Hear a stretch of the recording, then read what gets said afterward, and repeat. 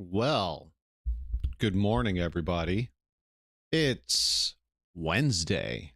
How are you all doing today? Or evening or night, wherever you may be. Hope everybody is doing fantastic. I got off of work just a couple hours ago and I haven't been to sleep yet. So it's probably going to be a little bit of a shorter stream, probably only like an hour and a half, 2 hours. I don't think I'm going to be pushing it too much further than that. Can't wait to get off of nights already. It's only the second night. Only got 1, 2, 3, 4, 5. 1, 2, 3, 4, 5. 5 more days to go. 5, well, working days, really. 5 working days left. And then back to days, back to days. So hope everybody's having a great Wednesday. And yeah. So before we like do the normal hot take tuna Tuesday stuff, well, Wednesday, before we do any of that, I really want to share with anybody that watches this now or the VOD later or anything else. I've been following a newer project. And yes, it's a video game project. No, it's not an alpha. It's still being worked on. And it's being worked on by one guy, as far as I can tell. And it's called Unforgiven Space. Now, I wasn't able to go through, I didn't have time to go through and write down all the times and everything like that through through one of his streams to show you guys all the stuff that's going on. Rakumo, what's up, man? And also Jim and Brian and who else did I see in here? Mason, otherwise known as Fat Puck. But back to it. So it's called Unforgiven Space. It is a project. I did back it. You know, I'm putting in $5 a month towards it because I think it shows promise. So here we go. Let me switch over and show you guys. Cosmic, what's up? I mean, we'll see what CIG does, really, because you know, there's lots of talks when it comes to CIG, but anyways, I'm getting sidetracked. This is Revere. Let me I'll show you, I'll share the link and everything so you guys can do whatever it is you guys want to do with it.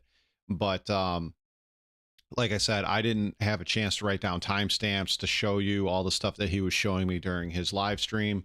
But as I said, this is going to be a multiplayer game. This is going to be in space. He's got a few planets designed. He's starting with 5 ships, and no, you don't pledge for them. Okay. He's starting with 5 ships. All of them are fully modular. All the components can be taken in and different stuff can be put on. You know, you get a larger ship, one of his, I don't know the names of them. You get one of his larger ships. You want it to be a combat ship. You just go ahead and put all the stuff on there for it to be a combat ship. You want it to be a mining ship. You put on all the stuff on there for it to be a mining ship. You want it to be a cargo slash, you know, tow around other ships. Well, you put that stuff on there and it does what you want it to do. So far what I've seen, he has working gravity. Not all, but some of the items that he has created has working physics, and items, when you place them, they lock in place. So that's really cool. He's got a tractor beam slash gravity gun, whatever you want to call it. He's got one of those working, and he's designing it so that you can pick up 2 or 3 items with it depending on weight. At least that's what the talk was when I was talking to Pagan. What else does he got going on there? Oh, remember how I told you one guy, and he's been working on this for about a year and a half, close to 2 years? Yeah, well, he's going to be using server meshing. I do believe it's going to be static server meshing, so not quite on the level of dynamic server meshing. And he's already got the replication layer separated and figured out.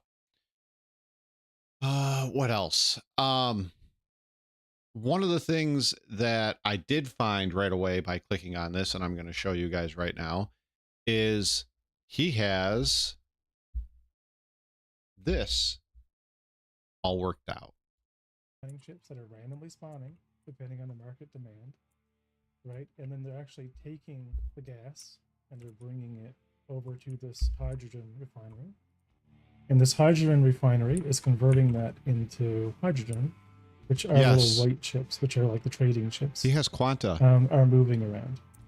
And while that's happening, because there's volume, there's or trading, star sim, right? There's also star probability economy. it's going to be, because there's a pirate station. We're actually spawning in 10 pirates, and every time a pirate has, engaged, a red guy with one of the white guys, it rolls the dice, and either destroys the ship or doesn't destroy the ship, which is what we're seeing happening kind of here with the dead ones. So once the pirate has won against a regular ship, it takes the cargo. Stationary ones. It's very simple, right? It's not really that complicated, right? Because dude, this is my thing. This is my thing. This is my thing. These dead ships right here. Economics. He can explain. He's going to go on to explain that NPCs will salvage them as well. So you have all of this stuff going on. He's got traders in here. He's got salvagers. He's got guys going out here and mining off of the planet, off of the gas bubbles that he's got.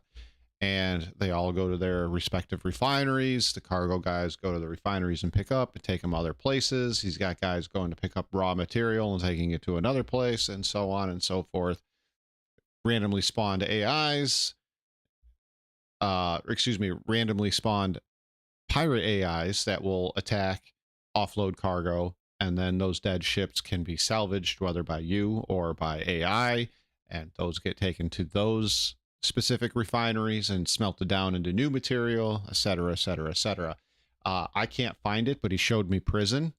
It's a basic prison for right now, but one of the cool things is, instead of like in Star Citizen where you go and mine a rock, here you build stuff, and that stuff is built like components for ships, etc., and that gets picked up by an AI or a player and sent out into the world, whether it's to, a shop, or that player buys it or whatever. So instead of mining stuff, you're going to be making stuff. So I thought that was pretty cool, and it affects the economy. And I can't remember if he said yes or no. I do believe he teaches, and I believe his forte is economy. So this is going to be a very economy driven game, it sounds like. So should be really cool. And as I said, I will link you guys this. So, go and check them out. It's not a full game. It's not completed. It's probably not going to be completed anytime soon.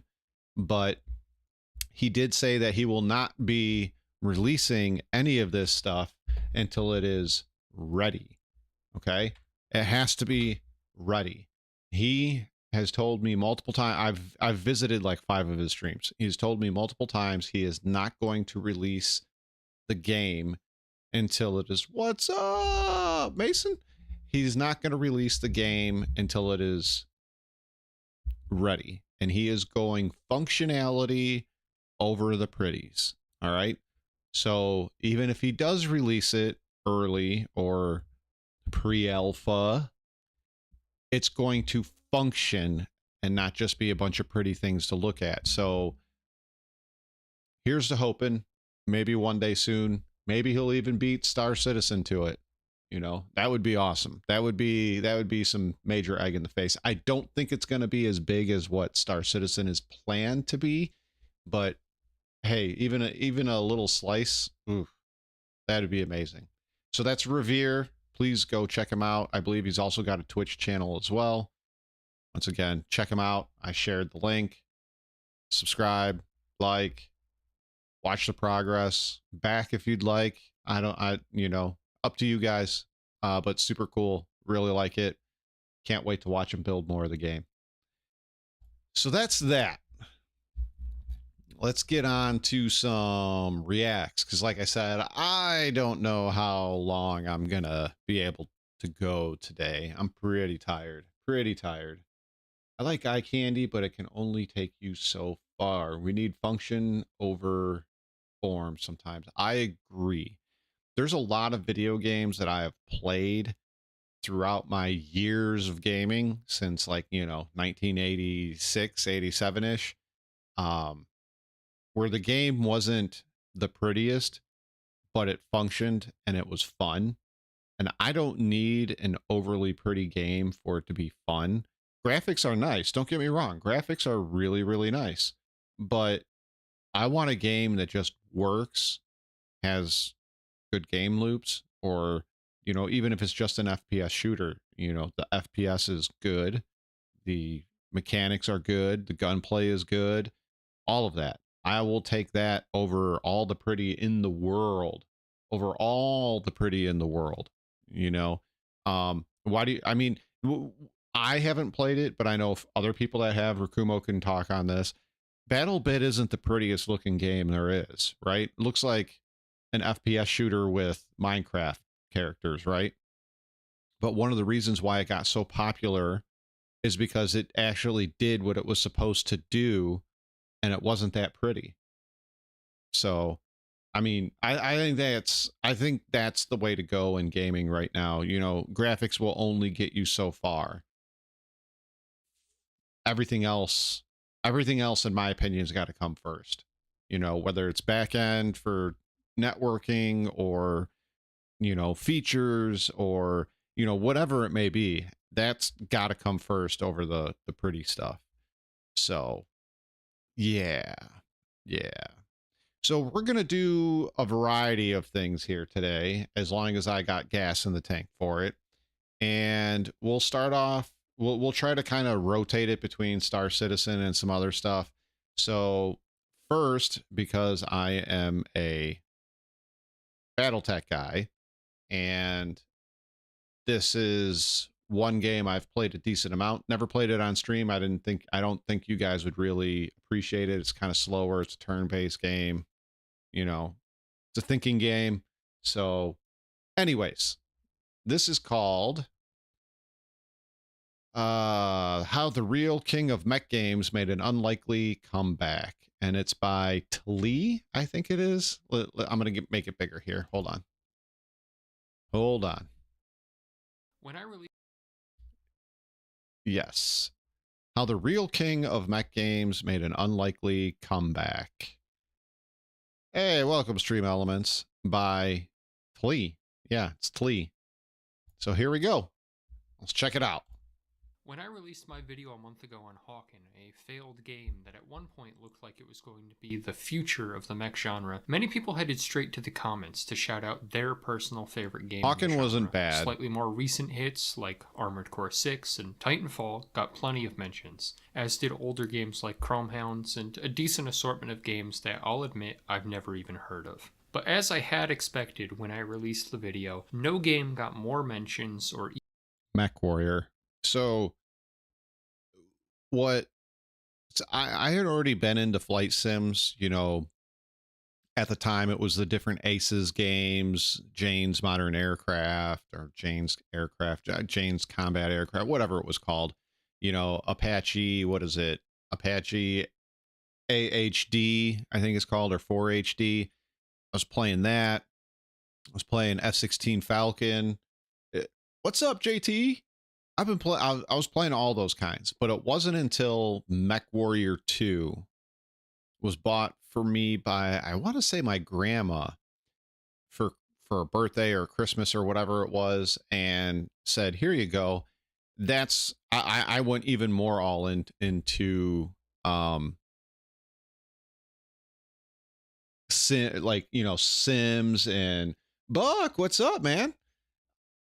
that's when I got even more into like the flying sims and the mech sims and everything like that. And I had already been into BattleTech. I just didn't know for the longest time until I put, well, I don't want to say the longest time. I'd say probably about 2 weeks, 3 weeks of playing the game before I realized I'm playing BattleTech. It's just called Mech Warrior. So yeah, Mecha games have the worst marketing team. Yeah, they do. They do. They do. And honestly, they're so niche. It's unbelievable. At least in the United States. You go outside of the United States, you know, pretty much all of Asia, they want the mecha stuff. Even Orion, half as thanks for the kind comments. I appreciate it. many mentions as the Mech Warrior series. Mech And Warrior. of course, that's for good reason. Mech Warrior isn't just a standalone game series, but instead a spin-off of the BattleTech franchise, which started in the 80s as an early tabletop competitor to game. It actually started in like 1979, maybe 1980, and it wasn't called BattleTech. It was called Battle Droids, and Lucasfilm sued them to change the name, so it got changed to BattleTech. Also, some of their earliest miniatures and on paper designs, artwork, was borrowed, stolen, plagiarized, whatever you want to call it, from Robotech. And Robotech sued them, and then they came to some sort of an agreement where they could use some of their images, modified images. So, yeah. Games Workshop's Warhammer. MechWarrior itself has been around for almost as long and has in many ways eclipsed the franchise's tabletop origins, giving it a great deal of weight to throw around in the mech space. The slower, more tactical style of combat has become MechWarrior Online, a lot of good fun there. It's free to play. Yes, they have money for cosmetics, and yes, you can buy mechs and all of that stuff. You can earn them in game. You can buy them with in-game currency. Is it grindy? Yes. Is it fun? Yes. Is it very expensive to get into? Not at all. It's free. But you will have a tough time at first. But if you push through and just keep going, you'll enjoy it. If you're into this sort of thing, it's more like, it plays like World of Tanks. You know, you go in with your mech, you have a battle. If you get killed right away, you have to wait for that mech to get out of that battle and back into your mech lab. But it plays exactly like World of Tanks. You're just in a 30-foot tall robot. synonymous with the concept of mechs, and though most games in the genre borrow heavily from MechWarrior, none have been able to match the level of depth that BattleTech provides, both in terms of mechanics and lore, with over 100 books spanning over 1,000 years of established storylines.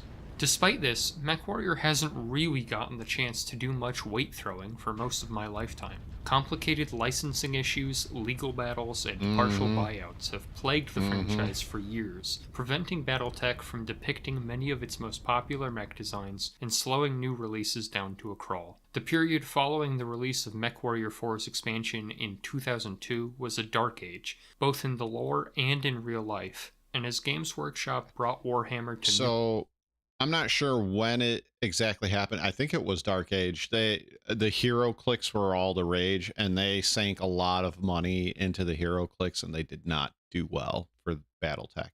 They really did not. And a lot of fans of the BattleTech series, they don't even really count that as BattleTech, which is kind of sad because some of the models were really cool. new heights, BattleTech began to fade into obscurity, and MechWarrior disappeared entirely. But in 2024, it is a different story. BattleTech has brought itself back from the brink, and against all odds, finds itself alive and well. Though this isn't the first attempt to revive the franchise, this time MechWarrior might be back for good. To talk about the success MechWarrior is achieving today, we first have to talk about how we got here. In 2008, Jordan Weissman, the original creator of BattleTech, successfully negotiated the rights to MechWarrior back from Microsoft, who had abandoned the IP after sales declined. In 2009... It's crazy because the footage they're showing here was, I think, either the original for Battle or MechWarrior 4. It was either MechWarrior 4 or MechWarrior 5, and then Microsoft teased the trailer, and then never did anything with it. And it was a really sad couple of years for us fans of BattleTech and MechWarrior. A trailer was released depicting an early proof of concept that was intended to become a title called MechWarrior 3015, which would be the 5th mainline installment of the MechWarrior series. However, the project failed to secure sufficient funding and gradually was retooled into a multiplayer-only deathmatch-style game that would eventually be released as MechWarrior Online. Though many fans will be quick to criticize MechWarrior Online's perceived failings, the fact of the matter is that in many ways, MechWarrior Online kept the franchise's heart beating. It's still going. I'm not going to pull up the Steam charts, but when I was playing like a year and a half ago, I didn't have to wait long for a lobby, like maybe a minute and a half tops.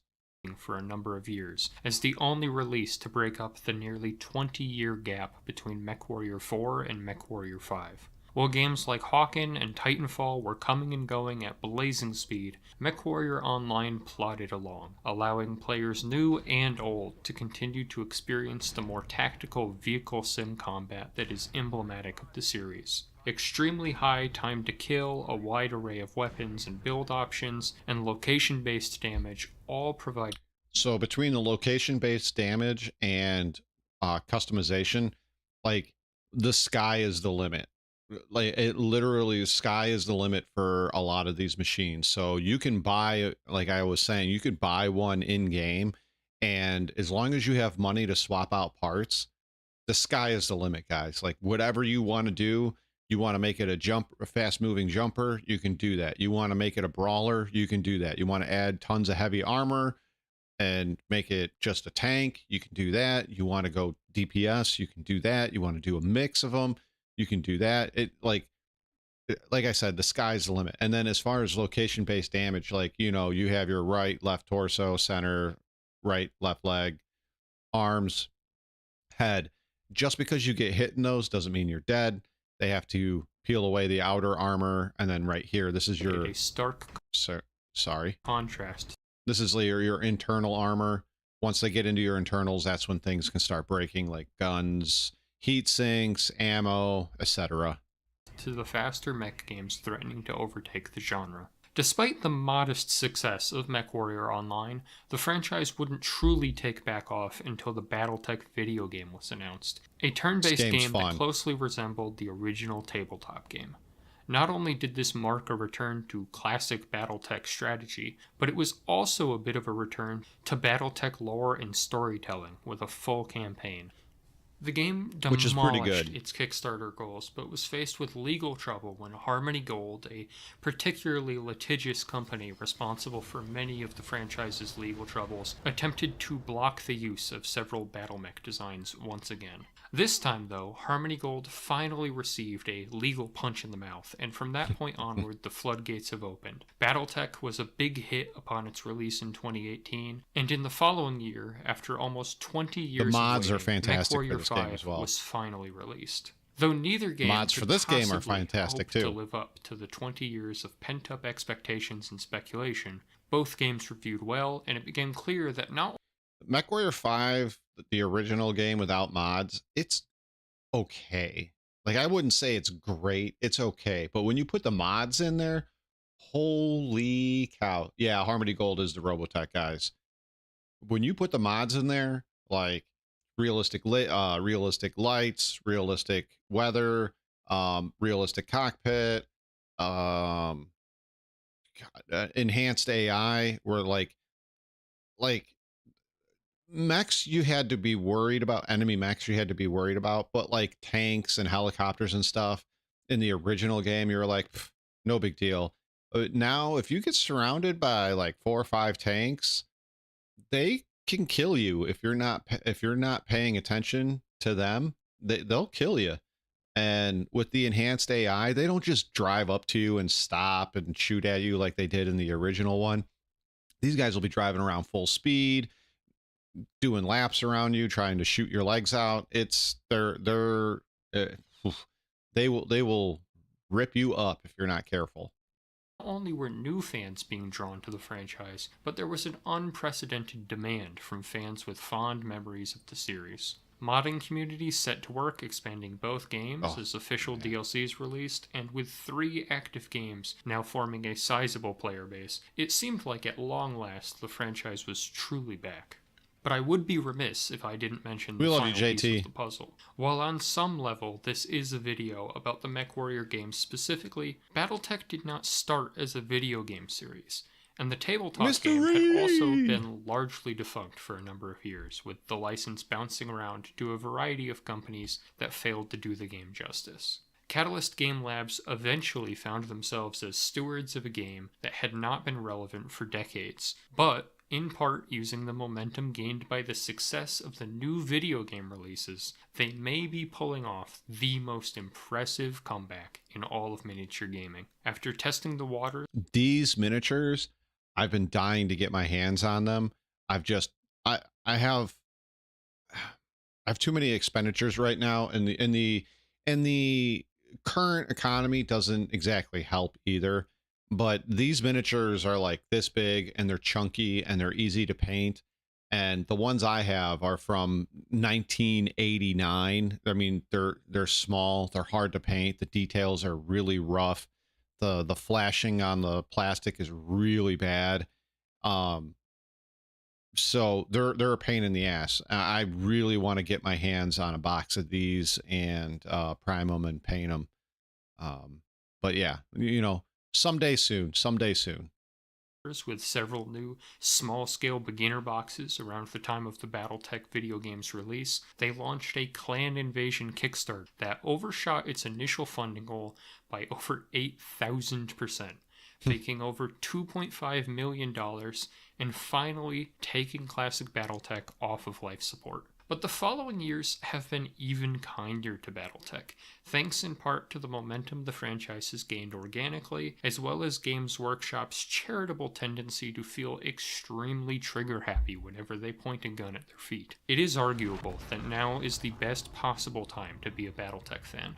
A new MechWarrior game is coming out again Jumping this year. Timberwolf? BattleTech has Ooh. a healthy modding community and an active player base, and as of 2023, BattleTech Classic has broken into the top 3 highest-selling miniatures games. Something Look, for all you Warhammer guys, for all you Warhammer guys, look, I don't hate your game. I don't dislike it at all. It's just that I know about this much of it. And I wanted to do some lore videos and react to them on here, but finding a lore video that's 20 minutes long, 30 minutes long, I can't find any of them. I can find hour-long ones, 2-hour long ones, 6-hour long ones. Shit, I even saw a 12-hour long one. I can't react to those. It's just too long. It's far too long. But if you guys find some really good, you know, shortened down lore videos for Warhammer, throw them in there. Please throw them in there. I'll react to them. I want to know more. And yeah, like I said, I know about this much. I've watched it played a couple of times. I know tidbits of lore here and there, but I don't know a lot. Am I the boomer? Okay, yeah. Oh, Jim. that I didn't think would happen again, and I don't think anybody could have predicted 10 years ago. The most recent Kickstarter I didn't know anything made about over that, Jim. $7.5 million, making it one of the highest funded Kickstarters of all time. I wanted to get the mercenaries thing, and I almost put money in for it, but I decided not to. Warrior Online is still plugging along, and rumors are beginning to swirl of a new PvP-focused entry in the series on the horizon. Cool. Against all odds, BattleTech has finally found itself back on top. Reactor online. Sensors Online. Weapons online. All systems nominal. Oh, she didn't say it. Systems nominal. There it is.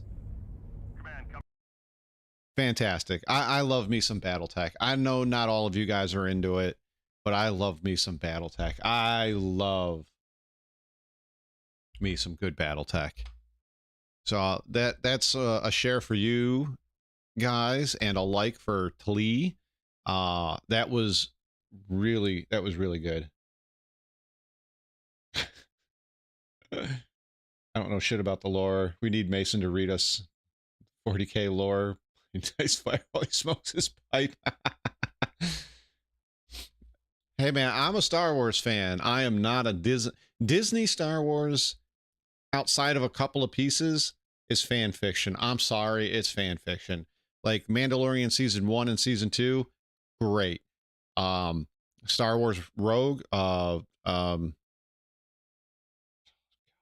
tired. The first Star Wars movie that Disney did, the Rogue Rogue One, that's it. Rogue One, absolutely, mwah, love it. Fantastic movie. Everything else since then has been pretty garbage.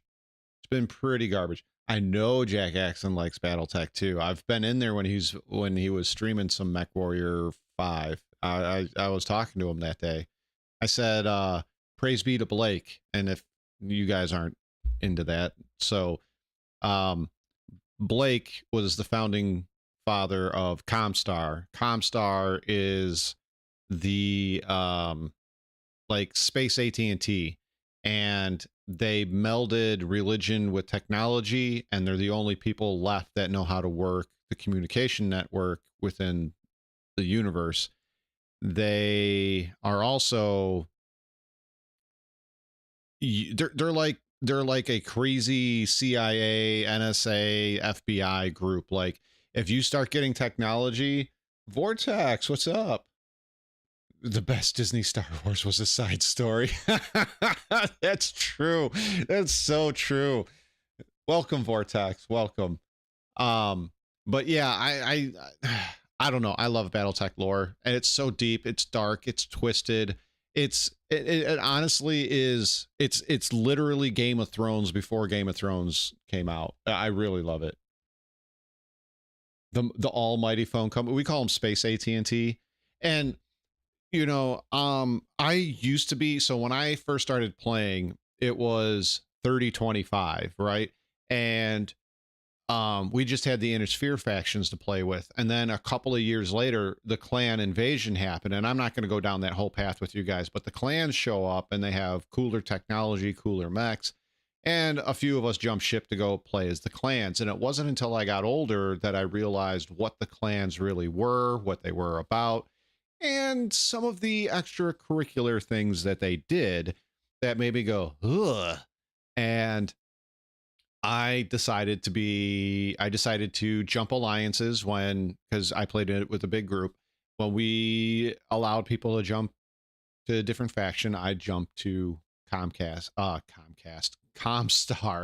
with another friend. So it was two of us running Comstar together, and it was a lot of fun. It was a lot of fun. Plus, I won't go into it, but anyways, it was a lot of fun getting to play as Space AT&T. It was tons of fun. Well, as I said, now that we did a BattleTech, now we're going to do a Star Citizen, and then we'll do something else after that. They are the Brotherhood of Steel? Yeah, pretty much. Pretty much. They are the Brotherhood of Steel, pretty much. Just except, like, if you start, like, in the BattleTech universe, if you start figuring out a way to, like, I don't know, extend human health through medicine, they'll go and sabotage your shit, explode it all, and murder everybody involved to make sure that doesn't. It's Tuesday? No, it's Wednesday. See, I put it up. See, Wednesday. Welcome back, Spaced. How are you, man? Boo. What are you booing for? No booing. Speaking of the Steel, I recently got Fallout 76 for the first time. Actually kind of fun to have a Fallout game that gives you something new to do all the time. I haven't played it, so I can't speak on that, but I will say I've enjoyed all of the Fallout games I've ever played. 1, 2, 3, 4, a little bit of New Vegas, and I have not played 76 yet. All right. Oh, okay. So we did BattleTech. Now we got to do a Star Citizen video, and I will try not to get too ranty, but here goes. Oh, I'm scared. Hello, citizen. So this is the Space Coder, and quality matters. Boy, do I have a few things already that I want to say. Tired of the gaming and gaming industry. Honestly, Backspaced, before we get into this, I'm not tired of gaming. I love gaming. Gaming is probably one of my favorite things to do. I've been playing a few more board games and card games with my daughters, though, on my days off, which is why sometimes I don't stream, even though I'll be like, yeah, I'm going to stream. But, like, I don't really, I'm never going to give up gaming. And I'm going to game in some way or another, whether it's digitally or through a tabletop or through a card game or, you know, whatever. It'll never go away for me. Now, as far as the gaming industry goes, yeah, I'm pretty sick and tired of the gaming industry on a whole. I try to buy games that I like and that review well, and not review well through like big time streamers, because a lot of those big time streamers get paid for giving a good review. So I try to find smaller channels that I know bought the game on their own money and are going to review it honestly.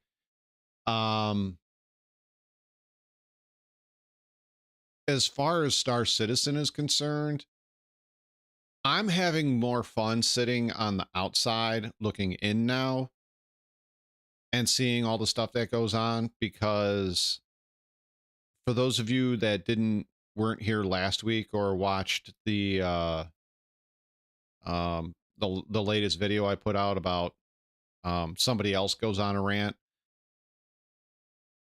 I have I want to put this politely. I have openly criticized, given constructive criticism, given warnings, saw a lot of things coming before it happened, and it has gotten me a lot of hate via Discord DMs, via YouTube comments, and even in game.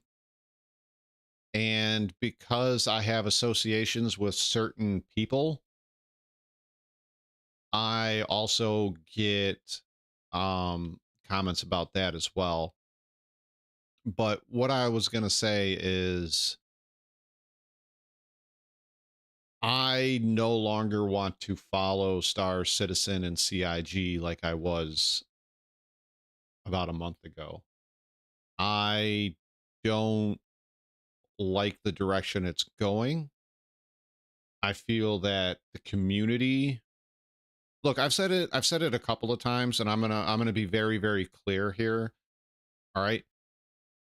What I'm about to say does not mean all of the community. I've met some really cool people. I've made some good friends through it. But that aside, a large, large, large portion of the Star Citizen community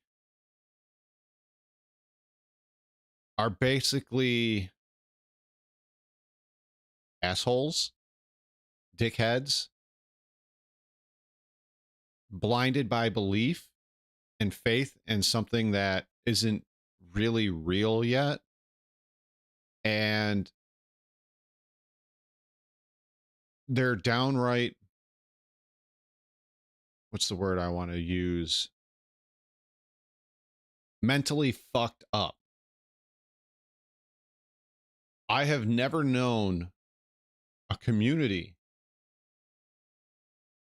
that if you put out something negative about Star Citizen or about an org or about CIG, that people are willing to dox you. Demented, yeah. That that are willing to dox you like that. And last week, it happened to 2 different people. And one of them I know.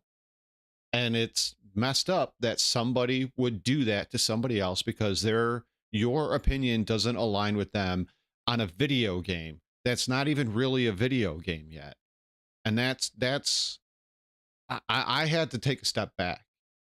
I had to take a step back because one, it was driving me insane to follow the game as closely as I was. Two, I really just can't stand the community. I can't stand the community enough to give a shit as much as I used to. And I will continue to look from the outside in and laugh, provide my feedback, whether it's positive or negative, however you want to take it, and have a good time with it. But I'm not going to be opening up every single CIG patch notes this week, this month, inside Star Citizen, StarcitizenLove, Salty Mike, and all of this stuff to get all the information that I was getting before so that I could talk in depth about the game, whether it was on a stream or whether it was on a in-game or to make a video or anything like that. And I find it so much weight has been lifted off my shoulders. I'll talk about the game. I'll hang out with people that play the game. Some of my favorite people still stream Star Citizen, and I'll jump in there and I'll hang out with them. I am not going to jump in and play with them and, unload boxes or go pirating or anything like that. I don't have it in me anymore. And I don't think it's worth it right now. And yeah. So now I just sit back and kind of laugh at all of it. Low sodium Mike.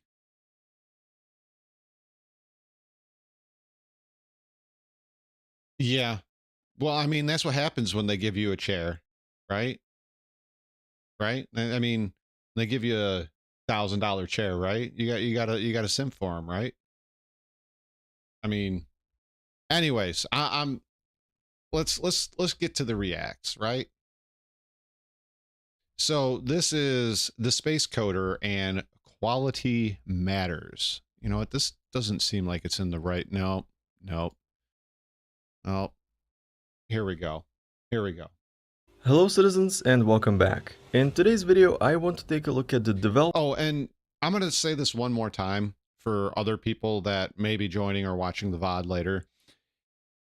If you don't think guys like Board Gamer, Ollie43, Salty, Burks, Avenger 1 aren't in a what's called content creator program, you're out of your mind. There is a content creator program, even though Jake Acapella said live on a Salty Mike stream to Grumpy Eye when Grumpy Eye asked him if he could get into the content creator program, more as a tongue-in-cheek than anything, and he said it didn't exist.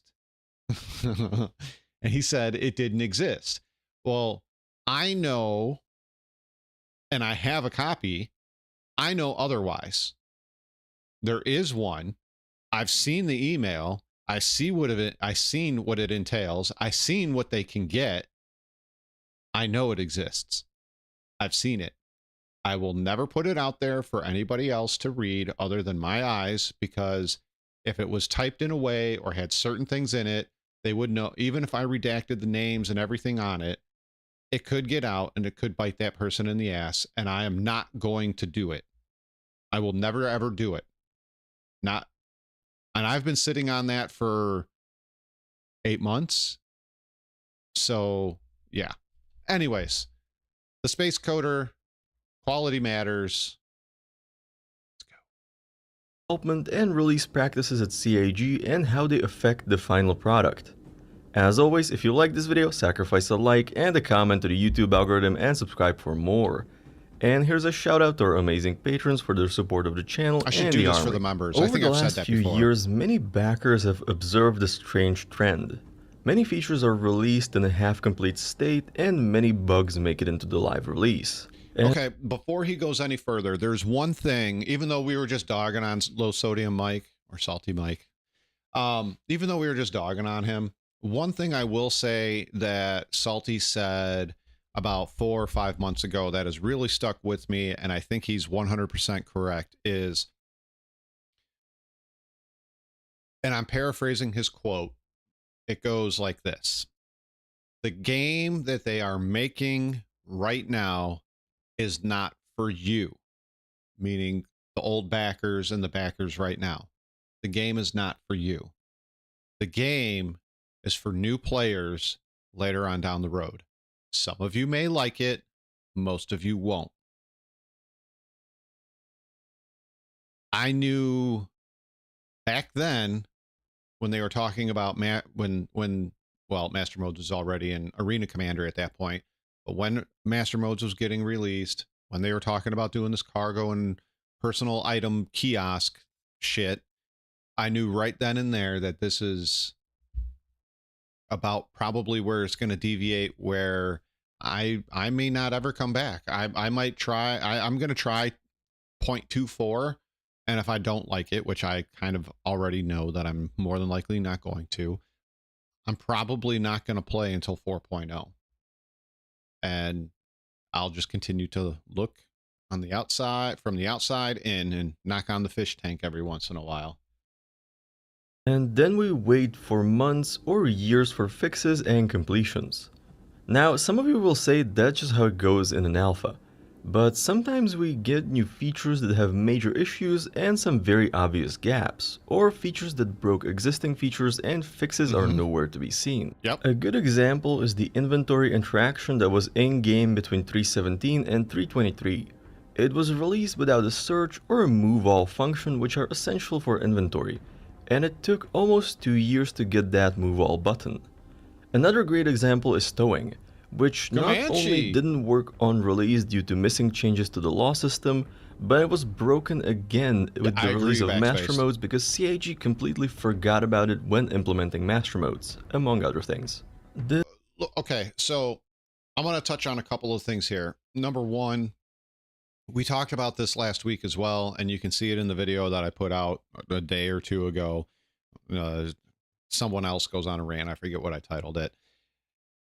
I said the same thing here, is I'm getting really kind of sick and tired of these patches coming out with features that don't work how they should or how they were sold to us at an ISC. And the time has come for me, well, actually the time came a long time ago for me, but the time needs to come now for the rest of the backers to start standing up and saying, and you have to vote with your wallet, because going on Spectrum is going to get you nowhere. And say, start putting out fully fleshed out features into the game that actually work. And don't put out this shit like they put out in that tweet a few weeks ago when somebody was like, hey, you know, I tried to do this, but when I did that thing in my hangar and put my decorations out and took off, all my decorations went blowing around. This is not a good thing. And they're like, yeah, we knew, or we know, but we don't have a good way to fix it right now. Then why did you even put it out? And secondly, I don't dislike people that play the game. If you want to play the game and you have fun, play the game and have fun. Seriously, play the game, have fun. You do you, man. But I can't do it anymore. I can't do it anymore. Play it every day, literally every day, unless there was some reason I couldn't, every day for at least 2 hours a day or more for 2.5 years. And I can't do it anymore. The half-baked shit, wipes. Yeah, I know we haven't had a wipe in a while, but the wipes, the basic lack of progress in any profession you choose outside of griefing or low flying or racing. There is no progress. There's no end game. There's no There's no nothing other than grind for the exact same ships. You've bought patch after patch after patch after patch, and I'm just kind of done. Just kind of done. This can be summed up as new features and updates having unforeseen side effects impacting the existing product. Now, bugs and incomplete builds are a common issue in software development, but they can be addressed with proper testing before release and analysis before the build is started. But before we talk about how these issues present at CIG and how CIG can fix them, we need to talk about the process they likely use. First, what is Star Citizen? It's a game, but a game is technically just software, and the development process is very similar to how other software is made. Most companies these days use agile methods, and we don't need to go into the details on how agile works. But the basic goal is to be able to periodically deliver parts of the final product and gather feedback from the client. And you immediately see how this approach might be suitable for a game that aims to have a regular release schedule of new content. Now, there are a few caveats. First, the iterations in Agile are usually pretty short, only a few weeks. And most companies don't do major releases that often. But we have tools that allow us to deploy releases of pretty much any size pretty much seamlessly. This is generally enabled by having a good coverage of automated tests that can verify that the code is working as expected and nothing was broken. Now, Star Citizen is a game, which is nearly impossible to test automatically. I disagree, Comanche. I think the game is going to get killed more for the fact that the people that want to play the game. So, first off, space sim games, super niche. Survival games, pretty niche. Having to move an item through 3 different screens to equip it, stupid as hell. The fact that every time you market this game with a trailer, 90% of the stuff that's shown in the trailer you can't even do yet. And I don't see them being able to pull this off. And then if they actually add Death of a Spaceman the way it was billed back in 2016 or whatever, that page on their website was introduced, the game won't last. At least not on a casual player audience. I don't see it happening. I just don't. And this guy, I want to say something too. Like this guy's right. They pull all this data all the time, and it seems like they don't do anything with it. So I don't know what exactly they're doing. Besides the backend services, which is one of the main arguments to split them away from the main game server. Second, generally most companies don't aim for regular releases. Now, yes, there are release dates and deadlines, but these are rarely regular and tend to be very flexible. Especially with bespoke software, releases are tied to client requests and deadlines are negotiated accordingly. For products provided as services, this gets more complicated, and the release timeline depends on the internal demands and decisions. But okay, he means the release date depends upon when the next sale is. Because as we know, all patches revolve around sales, all events are a sale, and all sales are patches and events. I'm just saying, guys, I'm just saying. Major releases are generally reserved for when major features are completed, or at least in my experience. Some companies and products might do this differently. For example, Meta is known for quickly iterating versions and using A/B testing to try out new features on their users. That is very true. So, from a development... I look at it this way. Right now, from everything that I've seen, for the most part, when it comes to mediocre, average versus average pilot, it really turns into face tanking and who can keep guns on target longer. perspective, Star Citizen is a product. What the old? What the?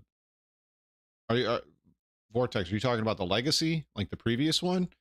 Because the previous one, even if you're a semi-decent pilot and they're racing around at 900 meters a second, you can still delta onto them and get their ass. And depending on what ship they're in and what kind of guns you have on, they're not going to last very long doing that. But, you know, and to be honest too, like jousting still happens in master modes. It still happens a lot in master modes. People just pedal to the metal and zoom, turn around, zoom, turn around, zoom. The difference is just the distance is smaller than when it was when you could go, 1,000 meters a second. However, the players are not the client, essentially CNGs, Yeah, exactly, Comanche. because they determine internally which features are included and when, and they take very little high-level input from the players. Now, to develop a product, you first need to every fight I watch that's between average and average, you either get one of two scenarios. Joust at 300 meters a second and push the gap between 2 and 4 kilometers, and then or you get face tanks. That's it. Like that's it. I played a lot of master modes in Arena Commander. I played it for a little while when it went live, and I cannot stand the PvP the way it is. Like it's so okay. Let me break it down this way. Pagan won't mind if I throw his name out there. Pagan does not PvP. Pagan rarely PvEs, okay? He does not do combat in a ship at all. There's Pagan right there. If Pagan can get into an F7 and fight one guy, kill him, okay? Not a PvPer at all. Fight one guy and kill him. Then a second guy comes. He PvPs him as well, makes him run away, goes and refuels and rearms, and a third guy comes and tries to take on Pagan, and Pagan kills him. There's something wrong with the flight model. There's something very, very wrong with the flight model. I am not making fun of Pagan. Pagan will admit to you now that Pagan is not a combat pilot. He is more at home in a reclaimer or a vulture or whatever industrial ship he happens to climb into that day. He is more at home in those than he is in a fighter. And I watched that stream live and I'm just going, oh my God. Oh my God. Pagan just absolutely shat all over guys trying to PvP him, and he does not PvP at all. Figure out what you are making. Star Citizen is supposed to be the best space sim ever. Simple, right? Well, not really. That statement doesn't tell us much, but the same can be said about any high-level summary of any product. YouTube is just a website to upload and view videos, right? So to actually figure out what we are making, we need to make a more detailed description and start breaking down the different features we're looking for. For example, we want players to be able to fly their spaceship from planet to planet seamlessly without loading screens. I kind of agree, This is much Blaze. better, but still not good enough to start working. So what do you need to make this happen? Well, you need some planets, you need some ships, and you need a flight system, some controls, and a way to interact with the world. This is still not good. Here's the other thing too. Like this is the third or the fourth flight model that they've had, right? Like it's the third or the fourth model that we've had. And they said 2 years ago that they weren't done with the previous flight model that we had, right? And that they were going to continue to work on it, but they never continued to work on it. They just introduced master modes. And now they're telling us now that master modes is going to continue to be worked on.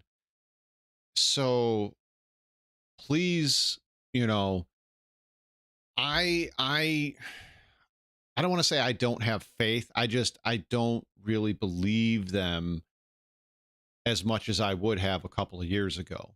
So once again, prove me wrong, CIG. I mean, atmospheric flight got slightly improved with master modes, but not really. And we still have a long, long way to go. Like, that's the other thing too I want to talk about with master modes. So everybody likes master mode. Well, not everybody. A portion of the community likes master modes as it is right now. But how much more is it going to change when they start adding weight, armor, and control surfaces? Like, where's that at? And how much is that going to change the flight model again? So I don't know. Like, that to me bothers me. The other thing that I will touch on master modes is, and I would have to look up the stats again, but so a Gladius in SCM mode without boost is approximately 72 to 100 miles per hour slower than a Messerschmitt ME262. And if you guys don't know what that is, that was the first jet engined fighter that came out in World War II, produced by the Germans. The Gladius in SCM with no boost is only 50, it's either 50 or 60 miles per hour faster than a P-51 Mustang. So yeah, 900 years in the future, and we're barely going faster than a World War II fighter. That always blows my mind. But yeah, they keep saying space sim, but there's nothing sim in it. Like the flying, the flying is the closest thing you could get to sim, and it's not even very simmy. It feels more arcadey than anything else. And I think if you want to have a sim, you need to have more trading, more crafting, player progression, etc., etc., etc., and actually living in space instead of renting a hab at a space station or renting a hab at a landing site somewhere. Good enough, but you get the idea. You decompose complex ideas into smaller segments, and eventually you get into small enough chunks that a single developer can actually start working on them. This is software development in a nutshell. The idea is that each of these Backspace chunks can way be up there, completed comment. in a Very good. reasonable amount of time, usually as a part of one sprint. It can be tested and it generates some values for the client or the product. Game development Jim. is a bit more complicated. For most features, you're I warned all the Bobs. No offense, Pagan. I warned all the Bobs previous. I said, once Master Modes comes out, good luck doing your HRTs and your ERTs and your VHRTs to get to those lovely, lovely space drugs that you like right now, because you're not going to do it, and you're definitely not going to do it solo. You're going to have to bring friends with. And then the problem is that you don't want to bring friends with, because then it cuts into your profits. So have fun soloing those guys. Have fun. not just writing code, but you also have to create assets, animations, record voice lines, and so on. Fortunately, you have many different teams, each focusing on a different area, and you can split up the work. But that of course complicates planning and management. But overall, this development process has some defined steps. First, you analyze what you have to do, decompose it into small items that can be worked on. Then you assign the work to the relevant teams, then they do the work, then the different assets and code can be integrated together and tested, and finally released as a feature. And of course, see, but Vortex, that I'm not saying that you are a great pilot or you're a bad pilot, but for the average Bob shooting at a rock, getting into a Corsair and fighting Andromedas, hammerheads, and things like that, that's not what they do, and they're not good at it.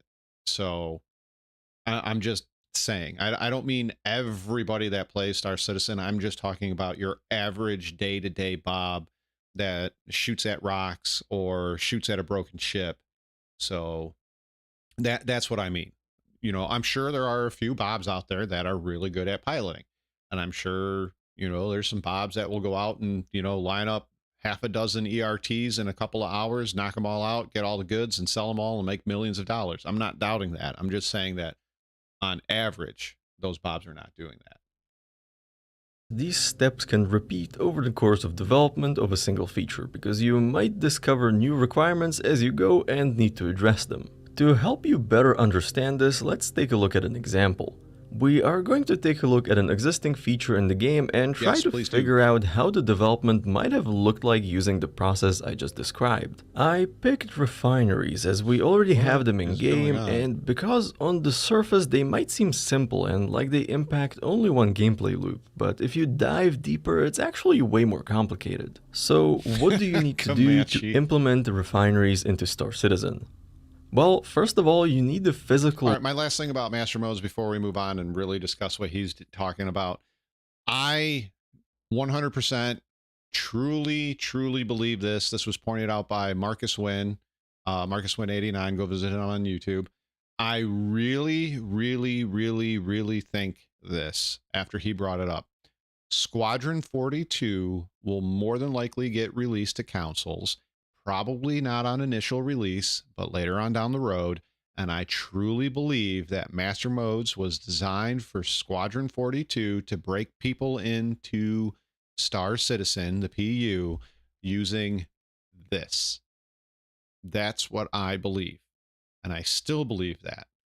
Now, if the release date comes and goes and a year or 2 years later, it's not on a console, I will come back on here and release a video saying I was wrong. But I very truly believe that Star Citizen will come to consoles and Master Modes was designed with this in mind. I'm just saying. Okay? I'm just saying. Locations found at space stations. So right there is a huge task for the designers and art teams. Then you also need to create new NPC behaviors for the NPCs running around the refinery decks. This also comes with creating clothes and equipment for those NPCs. So that's a few more art and AI programming tasks. Then you also need some input from the narrative teams to get the signage, announcements, and other text and lore bits, and some voice acting and so on. Then we can finally start thinking about how... Does the same 5 lines count as voice acting? Players are going to interact with refineries directly. We need to create an interface for players to create and manage their refinery orders. So there are a few tasks for the UI team. You also need to create the actual system that will manage refinery orders. You could probably ship this as a separate service, so that requires some extra development. This also includes implementing the parameters of different refining methods, the mechanism of emptying the ore bags and retrieving cargo, and other use cases within the refinery flow. This is already a lot of work, but now we have to think about the indirect ways this new feature... It sounds like a lot of work, but I'm watching a guy on YouTube, one guy, do it, and he's building it right now. Why is it so difficult for CIG to do, but not for him? Like I'm trying to understand that. Like, and I'm not trying to indirectly throw shade at CIG. Maybe it's because of the engine they're using, because let's face it, guys, the last time I looked, CryEngine is a 21 or 22-year-old engine that is being propped up on life support through what modding CIG has done. And when they first started this way back when, we know because they've discussed it, their network coding is a spaghetti code and their base coding is a spaghetti code. Jared has brought out whiteboards and explained it all to us. So, like, is that what the problem is? Because I don't know. I really don't know. But yeah, it's kind of, once again, I'm not trying to throw a ton of shade at the developers here, because there are a lot of developers that I really like, that I know are really trying to do their jobs the best they can. But is it the code? Is it the engine? Is it management? Is it, oh, righteous Christ Roberts himself? Like, where is the problem? Where is the problem at? I talked to an IT guy about their coding, or about their possible network coding, and he said to me that the biggest problem that CIG faces, in his opinion, isn't the engine, isn't really always the back end and a few other things that he mentioned, but he said to him, it is they don't know how to manage data from client to server, server to client, etc. That's what he said. But he also said, take that with a grain of salt. I don't work there. I don't operate on their systems. I don't know what's going on there. But he said that's his opinion. And I'll kind of go with that. Feature impacts players and other features. Analyzing indirect impacts of new features is... I would have to dig really hard, Comanche, but he drew up on a whiteboard how the coding works and how the different release steps go through the coding and what can happen with the coding. And it turned into a rainbow colored of lines and dashes and X's through all the different lines of coding it's got to go through. But once again, I would have to dig that. That's from an ISC, or no, it was a starcitizenlove, and it was from last year some point. So I'm not sure if I'll be able to find it. The very important part of planning, that's another when you thing, want to is add Amazon something new. servers. And I also believe this too. I believe that whatever legal trouble that they got into with CryEngine, and I don't know how much money they had back then. I don't know how much money Amazon put into that legal pot. I don't know any of the answers to that. But I'm wondering if there is some sort of, or because they get to use Lumberyard, is there some sort of contract or legal binding agreement of some sort that keeps them on the Amazon servers? Because once again, rewind the clock a year and a half, 2 years ago, live on one of Marcus's streams, we were having problems with 30Ks, and we were talking about server meshing. Canop and Marcus went and looked up different server options, and some of these server options are server meshed, and they process data back and forth to other servers, and they're built that way. They couldn't find a price tag on it, and they didn't know how much data could be moved around and all of that, but stuff like that out there exists. This is the step I think CAG are skipping or not paying enough attention to. For example, to fully utilize the refineries, the player has to have a cargo ship to transport the refined materials to a landing zone to sell. So it might be a good idea to add some cargo ship rentals for a reasonable price, and possibly make them available at the refineries. And while you're adding rentals, you might as well add a prospector rental for people who want to try out mining. CAG did this, and it was a great move back then. But also, some of the materials people can create by refining are already available in the economy as trading commodities. So you're essentially increasing the volume of these commodities in the system. So it might be a good idea to increase the capacity of landing zones and other locations that accept these to accommodate this influx. CAG did all of this, and that's why station refinery decks are a great example and show that CAG can build their features properly. Refinery decks remain mostly unchanged to this day besides a few tweaks and bug fixes. And this shows how well built features can last. Though there are some things that could have been done differently with the design of refinery gameplay, but that's a topic I'm going to cover probably next week. So what can CAG do to keep build quality high? Well, before they start... Okay, here I'm before he goes. What can CAG do to keep build quality high? Okay, number one. Here is the end goal, and this is what you're sitting down and telling us at an ISC is going to be in a patch, okay? Or a live, or a newsletter, or whatever, right? This is where you start, right?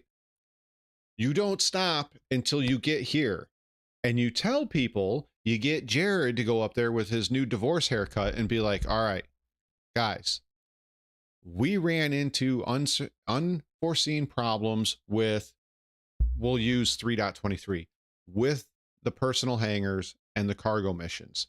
We don't know how long it will take, but there are problems and we need to work it out on our end. And we will make sure that we keep you up to date as we get through this stuff, and we can get it out to you in a timely manner. And then, okay, we know they're not going to do that. But then when they do get to release it, right, they have their QA team look at it a little bit harder, because some of the stuff that gets into an Evo should not be there. They should not be there, right?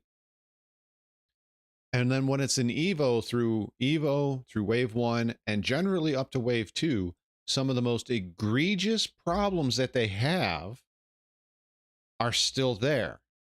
And then when they get to wave 3, they're somewhat settled, but all the other problems that aren't egregious ones that still make the game suck to play, whether it's bugs, networking, desync, lag, scanners not working, boxes falling through shit, like that stuff needs to get fixed. Like that, like then get it out to us, because by the time it actually gets to wave 3 or 4 in Evo, to me, that's when it should be an Evo. And then if there were such a thing, wave 5, 6, 7, and 8, those are the ones that the players should be getting their hands on. Now, the other thing that I will say, part 2 to all of that, is don't lock out the PTU from all players, okay? As we established earlier, Bobs rule the universe right now. Bobs want to do the cargo stuff. Why can't all the Bobs that don't have 25K, 18K, 14K, etc., or a subscription get in? Why can't they get in? You told us in 3.18 you didn't have enough testers and that you needed more testers, but then by the time 3.20 rolled out, you introduced the 5-wave system and you locked it behind a subscription and you locked it behind higher tiered pledge packages. So why did we do that? I don't understand that. I really don't. So that being said, I think more testing, and more importantly, if this is your goal for a patch, you don't stop until you hit that goal. And if you can't get that goal out, you tell us we've fucked something up and it's going to take longer, but we're going to get it to you. Here's what's going on. These missions aren't working right. Cargo elevators aren't working right. We haven't figured out a way to do this thing yet. We will get it out to you when we get it out to you. I would, and if it misses a ship sale, it misses a ship sale. Oh, whoop-de-doo. But people would be more happy with a, I don't want to say fully working, but 70% working patch and get it out. Instead of it works 40% and we're still going to push it out to you. Like, yeah, you're probably right, Jim. It's probably marketing and upper management. We have to get it out because every patch is a sale, every event is a sale, and every sale is an event, and every sale is a patch. They need to ask themselves, that's right. how does this create value Jim, for the player? I forgot. How does it affect them, directly and indirectly? Does it impact any other features? At this stage, it's actually very useful to get inputs from multiple people to get different perspectives, or even the backers. When master modes were first shown, a lot of people pointed out how non-combat ships were excluded from the demo and might not have been included in the design. And they were somewhat correct. You guys want to talk about quality and stuff? Let's talk about the ships. So, I can't do it right off the top of my head. I had a list. It's somewhere in my pile of papers here. I had a list. So in the last 2 years, you guys want to know something? Do you know how many ships came off the backlog?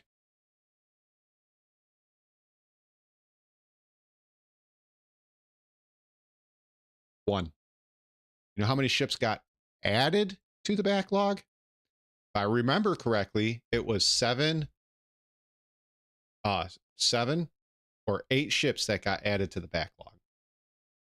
So we're not making any progress forward. We're just going backwards. We're going backwards. We're adding more ship to the backlog, and we're not getting any of the older ships out. So 1 ship came off the backlog. All the rest was the SRV. Yeah, you're right. So we had the SRV, the Hull C. What else? Any other ships come off the backlog in the last 2 years? Because they added 3 Spirits. They added the Ironclad. They added the Galaxy. They added what else did they add? The Arastra. They added. I used to have them all and yeah. So I was the Vulture a backlog ship? Okay, so that makes 3. But of those 3, we know that the Hull C only works sometimes. But we got the Vulture and the SRV. But the SRV is kind of worthless right now, yeah? You can only tugboat shit around, right? You can't quantum with it. You can't really move. Like, it takes 2 or 3. Yeah, it was the Vulture was released in 318, yeah. But, yeah. So we got 3. We added 8. Meh, no big deal. Correct. With inventory kiosks, CIG never stopped to think, what does the drawer add for the player? And they eventually had to walk back the entire UI because of this, even though the UI wasn't the problem. Is that true? Because I heard that was the problem. I heard that was the problem. Now we all know that was the problem. Did they actually walk back the drawers? Do you still have to use the kiosk though, right? Right? I'm not wrong, right? You still have to use the drawer, but they got rid of the drawer UI, right? And it was actually okay. Then, when they're done with the internal work, they need to take care of testing the new features and make sure everything works the way CIG expect and want. They need to work the way they show us in an ISC. I mentioned, this is a bit difficult for a game and bugs will get through, but I think with a little extra work, quality of life could improve. And that actually ties into the massive bug backlog that Star Citizen has. Some bugs remain unfixed for months or years, and that's a problem. Now, obviously there is a pressure to release new features and content, and that takes priority over bug fixes. But leaving bugs unfixed is detrimental to quality of life. And with resources freeing up from Squadron 42, CIG could... Oh, and I still won't walk back what I said last week about inventories have been in games since the 80s, and mini maps have been on in one corner or the other of a screen in games for the last 20, maybe even 30 years in video games. Why is it that they struggle so hard with this? And not only that, my last one is UI. UI has been in video games since the first video game. Once again, there are many examples of very well done UI. Why can they not figure this out? Possibly look into putting together small teams to take on bugs while other features are worked on. And that brings me to my final idea. Yes, it's so they can get rid of locals. That's 100% why. To an external observer, it appears that CIG are having trouble keeping their release schedule. We haven't had a release on time in years, and generally every release loses some content right before it's out because it's not ready. So it might be time to move away from the quarterly release schedule. I would replace it with more frequent minor patches containing bug fixes and variable frequency major patches. The notable difference being that I would reserve major patches for when features are ready for release. Depending on dependencies and the teams working on them, this could mean we would get more frequent but smaller feature releases. And with that being said, that's all for today. What do you think? How can... I would be... Thank you, Space Coder.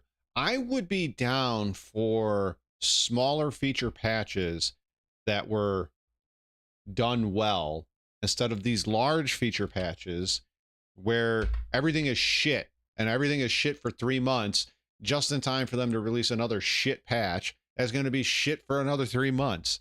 Like, it's just like, oh, it's like 2 steps back or 2 steps forward, 1 step, 2 steps forward, 3 steps back. That's really what it seems like. That's really what it seems like.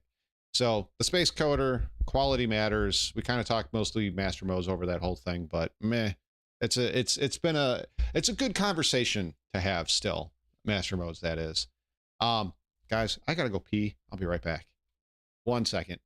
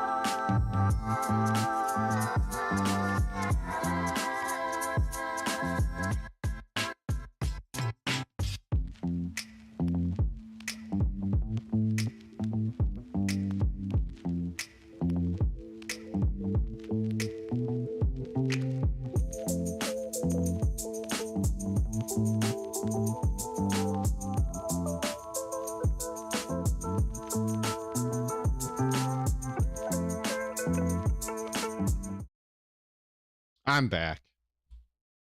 I'm back, guys. All right. Yeah, maybe we should make a fun potty screen, right? All right, let's get back into it. We're gonna do a not Star Citizen video now, okay? A not Star Citizen video. Let's see, what shall we do?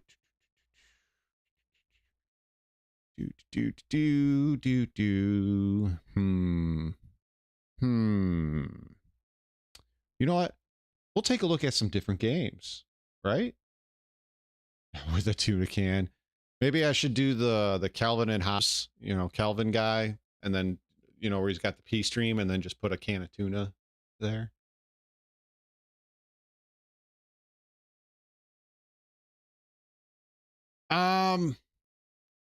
I don't have an answer for that, Mad Scotsman. I really don't. Because now I try not to be overly negative. I want to be critical because I find no excuse for a lot of the stuff that's done in the development of Star Citizen. But my thing is that I still want to play the game and I still want to enjoy the game. I just don't find it enjoyable right now. And it doesn't help that when you have a differing opinion, people just go to the comment section or Spectrum or Reddit or whatever and blast you for having a different opinion instead of actually listening to what you have to say and going, yeah, that's, you know, it's all right. Or no, that's not good. I don't like it like this. I would like it better like this. Instead, it's, you know, you're a dick, you're an asshole, I'm going to dox you, I'm going to, you know, say mean things about your family. You know, it's tough. It really is. It's tough. And yeah, I don't know. I really don't have an answer. But yeah, here we're going to do, this video. Catch it here. When I was young. All right. So this is, let me make that small so I can read it. This is why it's so hard to find a game you actually like. and it's by a channel called I'm Not Playing That. So here we go. Why is it so hard? Let me know. Playing, or I'm not playing. I don't know. Let's see what he's got to say. When I was young, my parents would take me to Blockbuster to rent a video game. Renting a video game. I feel like that term is almost alien to a lot of young people today. But back in the mid-90s... I worked not at Blockbuster, but at a place called Video Update. They were the third largest chain in the United States. And man, renting video games, man, even before I worked there when I was a kid, renting video games, that was such a fun thing, right? Renting a game you had never tried before, but all your friends were talking about it. You know, or it was on the bus or at school, or they'd call you and be like, oh my gosh, I just got this game for Blockbuster. It's so awesome. You should come over and play. Like, man, I miss those days. I really do. I miss those days.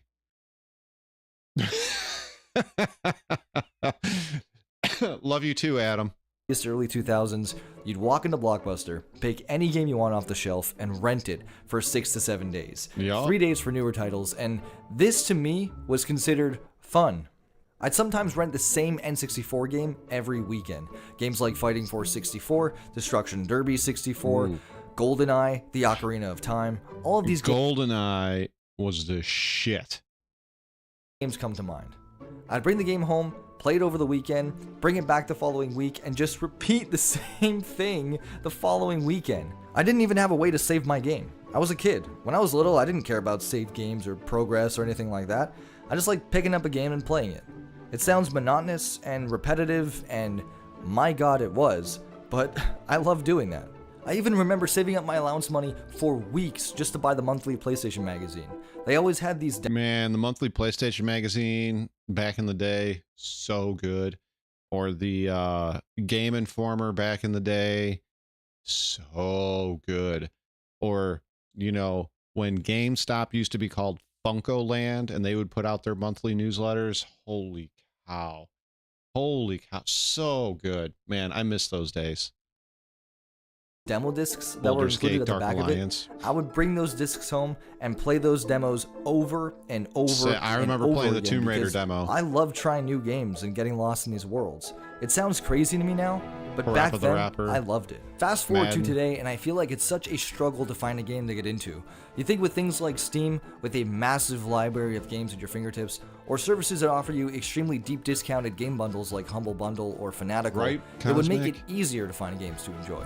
I want to play Elden Ring. I want to play Elden Ring. I want to play it so bad. I've wanted to play it since it came out. I just don't know if I could handle the frustration of the game coupled with paying $60 for it. Like, I don't know. So I decided not to play the game anyway, so I was farming merits in case. Wait.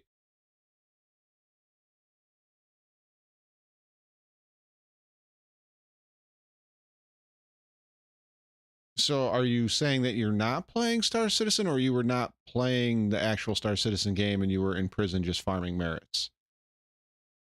But Elden Ring, always wanted to play. Never bought it or anything. Played Dark Souls 3. Is it? With all these great services, I still find myself struggling to find a game that intrigues me. But why is this? Is it that games today just aren't the same as they were 20 years ago? Can it simply be that I've gotten older and I've grown out of that excitement phase of gaming? Or perhaps it's something else. No way. Okay. Like, when I got, for example, Nobody Wants to Die. And I wouldn't play it on, like, I would not play it without it being on stream or recorded. So when I played it, I was like when I wasn't playing it, I'd be like, oh man, I wonder what comes next. Are we going to find the guy this time? Am I going to get murdered? Is, what's her name? Sarah going to get offed? Is the chief of police? Is he getting blackmailed into this? Is he being extorted into this? Is he the main linchpin to all of this?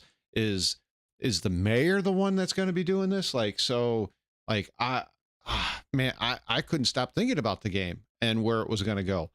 Star Citizen for well over a year, couldn't stop thinking about the game, always wanted to play the game. Trying to think of other games like that. Cyberpunk, I haven't played it in a while, but I can't tell you how many times I'm like, I should record this. No, I'm not going to record because kids are in the background, so I'm just not going to play it. But damn, what's the next part that's going to go on for V? I need to do this mission. I want to do this thing. And I haven't had time to either record or stream Cyberpunk, and I need to get back to that. And then No Man's, not so much No Man's Sky, but like Elite Dangerous. Now that I'm out in the black, I'm like, oh, what kind of thing can I do? Where can I go? What kind of things will I discover?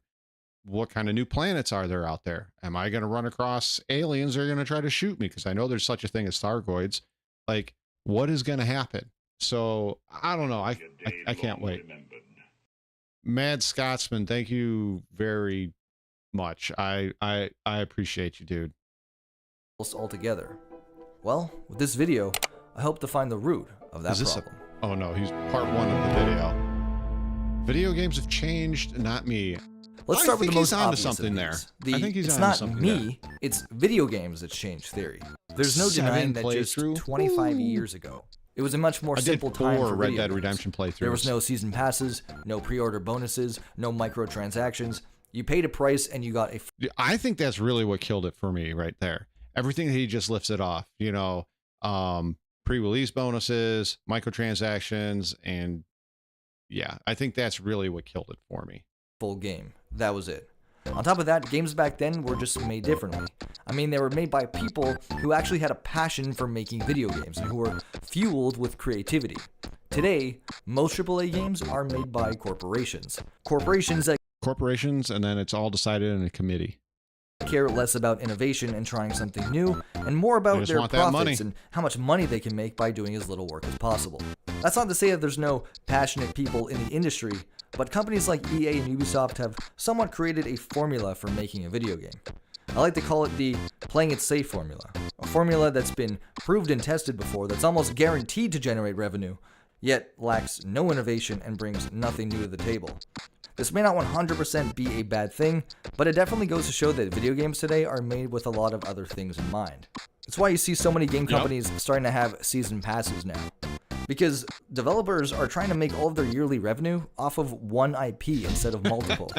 Once they catch success with a good one, they just milk it for as long as they possibly can, and that's really part of the problem.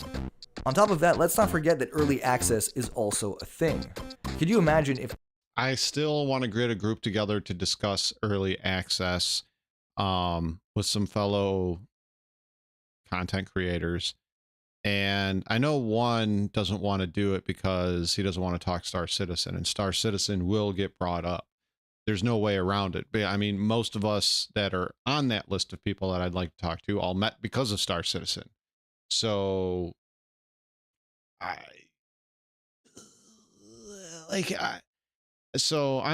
would like to get people that play. I want to try and find a good group of guys that play a lot of early access games to discuss early access games. And,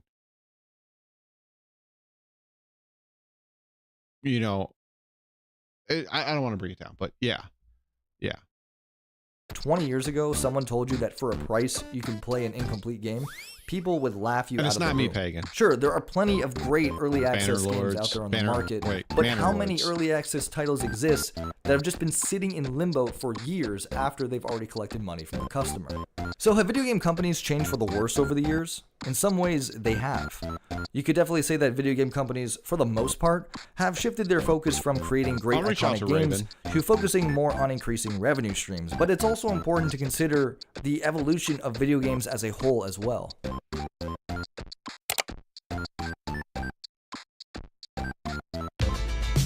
Things are different now. When video games first appeared on the scene, they were simple and primitive by today's standards. They were played on rudimentary devices like the Atari 2600 or the Commodore 64, and they often involved simple gameplay mechanics like shooting at enemies or avoiding obstacles. These games were fun in their own way, but they were also limited by the technology of the time. As the years went by, technology advanced and video games became more complex, more sophisticated. With the advent of 3D graphics and more powerful hardware, developers were able to create games that were more immersive and realistic. But with this complexity came a lot of challenges for developers. They had to balance the desire to push the boundaries of what was possible with the need to keep the gameplay accessible but yet also enjoyable. With all these new innovations and new technologies also came new problems. Games that were made just 25 years ago didn't have the same complexity of the games that we have today. Today, games are held to a much higher standard than they used to. We no longer judge a game based off of just gameplay or how fun it is anymore. We scrutinize. See, and we were just talking about that. We have to judge games on how fun they are and how good the gameplay is, not what the marketing is, what celebrity is endorsing it, what celebrity streamer likes it, and how pretty it is. I mean, I don't know. Like, I don't like it. I mean, I like a lot of bad games too. Like I like a lot of, like, objectively, Superman on Nintendo 64 is a terrible game. I played that game for far too many hours that somebody should be playing a terrible game. Like, far too many. Like, and was it worth it? To me, it was. It was damn worth it. Yeah, Minecraft is held to a huge standard. Yeah. Games for their graphics, their sound design, their storyline and writing, their acting, even how glitchy or buggy the game is. Couple all of this with the fact that game companies have tight budgets and holiday deadlines to maximize sales, and it's no surprise that we have unfinished, buggy day one releases. Run! Woo! What game is this? Is this Fallout 76? Maybe it's me. But I will say this. I'm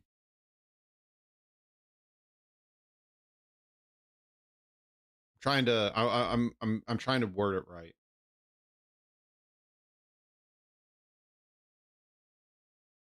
Fuck it, we'll do it live. I found the older that I get, the less patience I have for bullshit. And that goes with people, that goes with TV shows, goes with movies, and of course, it goes with video games. I have less patience for bullshit. My time is far more valuable to me now than when I was 9 years old, 14 years old, 18 years old, 23 years old. Far more valuable. So I have a lot less time to put up with bullshit. And if I don't like a game, I'm just not going to play it. Right? I'm not going to play it. If it's one of those games that requires me to put in more time than I have to be good at it, then I'm probably not going to play it. Why? Because I don't have the time. Now, if you want to talk to me, you know, about Battlefield and Call of Duty and being an absolute sweat lord and racking up 6,000 throwing axe kills and Black Ops 2, yeah, go talk to me back then, and I would tell you I will sweat 7 hours a day to be the best axe throwing guy in that game that you've ever seen before. And yes, I was that good. I got to the point where I played Call of Duty with pistols and throwing axes. That's how I played. I didn't use rifles, shotguns, sniper rifles. No, I was coming at your ass with a pistol and a throwing axe. And I got good at it. But I don't have that kind of time to put into a game like that anymore. And I'm not saying it needs to be easy and for me to master it, but if I like it, I'm going to play it and I'm going to try to master it in the time that I have. If I find it enjoyable. If I don't find it enjoyable and there's a grind, then I'm just probably not going to do it. Like, I'm just probably not going to do it. Like, there's no point. Like, for example, I don't enjoy the new Call of Duty games. So why am I going to put in the time to get good at those? I like older Call of Duty titles that nobody plays anymore, but I like those. So, you know, it is what it is. I mean, I tried to put in time into Star Citizen and get good at PvP, and then they changed flight model on me. So perhaps it is us that are changing and not our games. As we get older, our interests change. We have more responsibilities, more commitments. As a kid, my biggest problem was trying to finish my homework, and my biggest commitment was showing up for that raid in World of Warcraft after school. Today, I hardly have the time to enjoy the things I loved doing every single day as a kid. These days, when I finally find the time to sit down and play a game, I almost feel overwhelmed.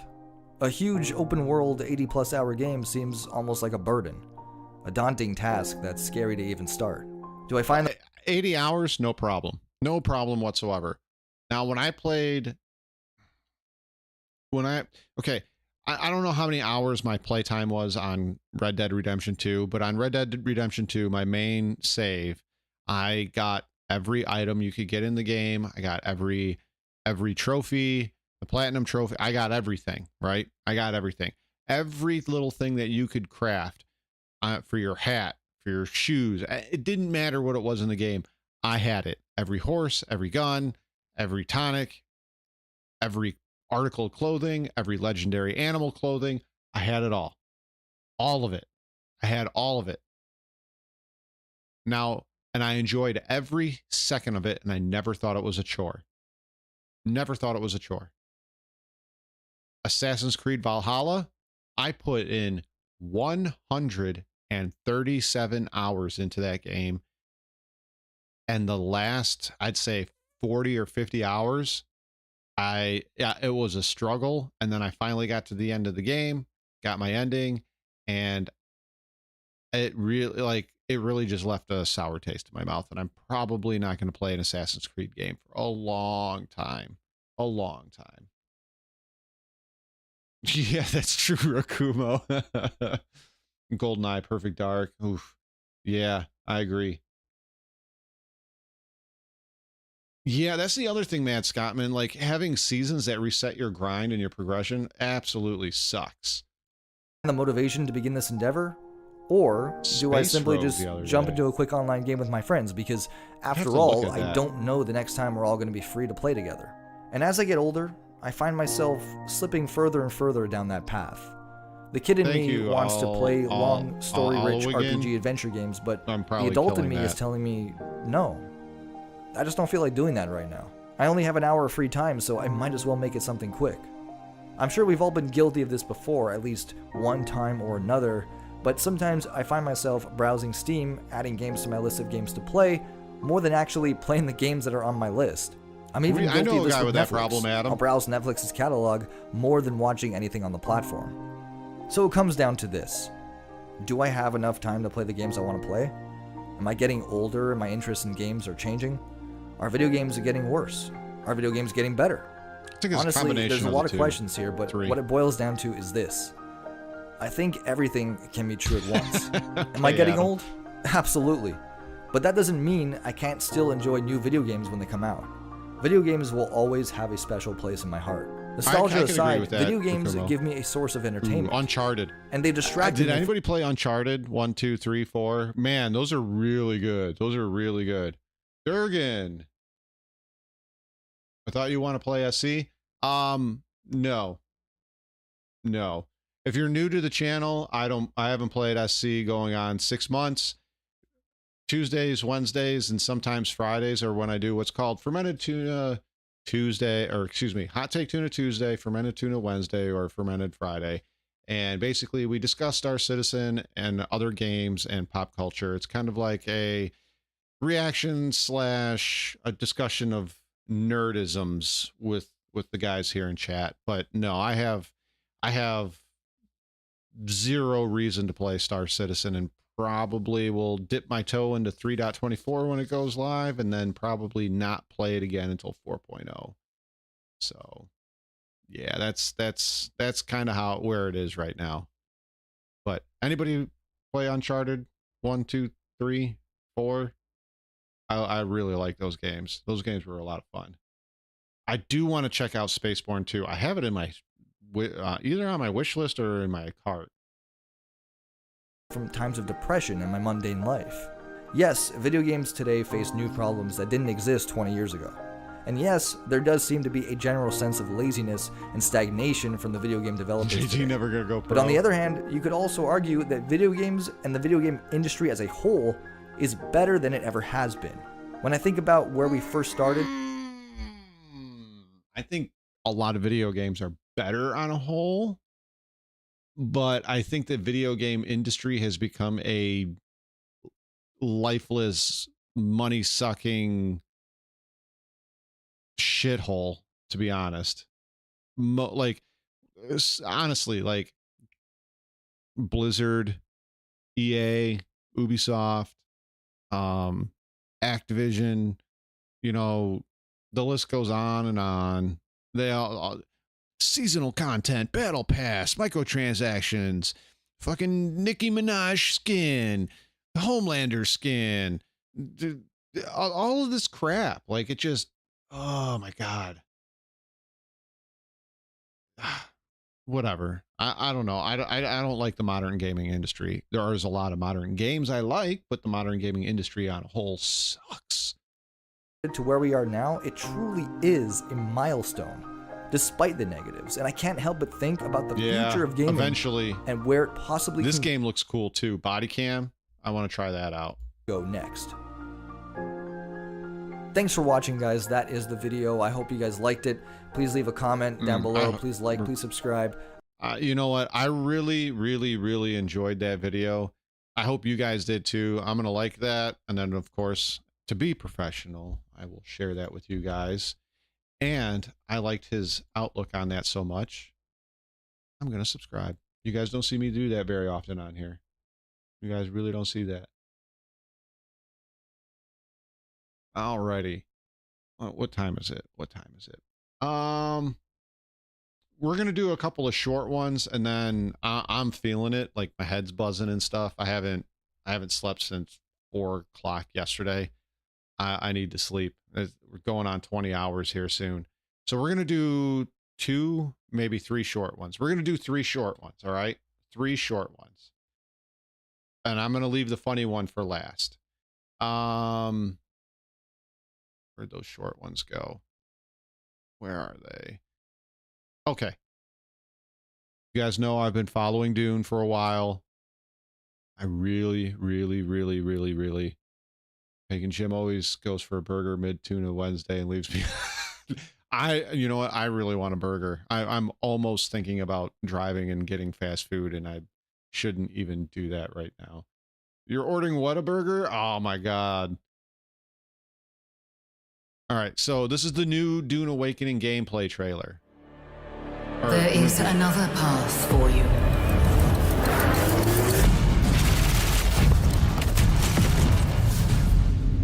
Awaken.